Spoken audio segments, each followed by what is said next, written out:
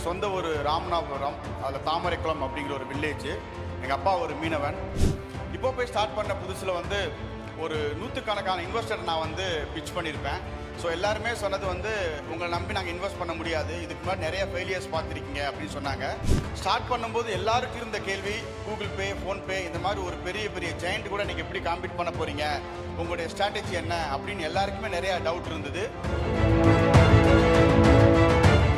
எல்லாருக்கும் மாலை வணக்கம். இப்போபே அப்படிங்கிற ஸ்டார்ட் அப்போடைய ஃபவுண்டர் அண்ட் சிஇஓ. எனக்கு சொந்த ஒரு ராமநாதபுரம், அதில் தாமரைக்குளம் அப்படிங்கிற ஒரு வில்லேஜ். எங்கள் அப்பா ஒரு மீனவன். ஃபஸ்ட் ஸ்டாண்ட்லேருந்து 12th வரைக்கும் நான் ஒரு கவர்மெண்ட் ஸ்கூலில் தான் படிச்சுட்டேன்.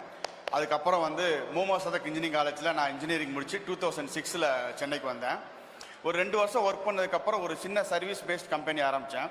அது ஒரு 10 இயர்ஸ் ரன் பண்ண அந்த கேப்பில் இப்போபேக்கு முன்னாடி ஒரு 7 ஸ்டார்ட் அப் ஸ்டார்ட் பண்ணி எனக்கு 7மே ஃபெயிலியர் ஆயிடுச்சு. இப்போபே என்னோட 8th ஸ்டார்ட் அப். இப்போபே ஸ்டார்ட் பண்ண புதுசில் ஒரு 100கணக்கான இன்வெஸ்டர் நான் பிச் பண்ணியிருப்பேன். ஸோ எல்லாருமே சொன்னது உங்களை நம்பி நாங்கள் இன்வெஸ்ட் பண்ண முடியாது, இதுக்கு முன்னாடி நிறைய ஃபெயிலியர்ஸ் பார்த்துருக்கீங்க அப்படின்னு சொன்னாங்க. ஃபர்ஸ்ட் டைம் எனக்கு தமிழ்நாடு கவர்மெண்ட் மூலியமாக ஸ்டார்ட் அப் டிஎன் மூலியமாக 10 லட்ச ரூபாய் நிதி வாங்கி தான் நான் இப்போபே நாங்கள் ஸ்டார்ட் பண்ணோம். ஸ்டார்ட் பண்ணும்போது எல்லாருக்கும் இருந்த கேள்வி, கூகுள் பே, ஃபோன்பே இந்த மாதிரி ஒரு பெரிய பெரிய ஜெயண்ட் கூட நீங்கள் எப்படி காம்பீட் பண்ண போகிறீங்க, உங்களுடைய ஸ்ட்ராட்டஜி என்ன அப்படின்னு எல்லாருக்குமே நிறையா டவுட் இருந்தது. எல்லாத்தையுமே உடைச்சு தமிழ்நாட்டில் மட்டுமே இன்னைக்கு 5 லட்சம் மெர்ச்சன்ட்ஸ் இருக்காங்க.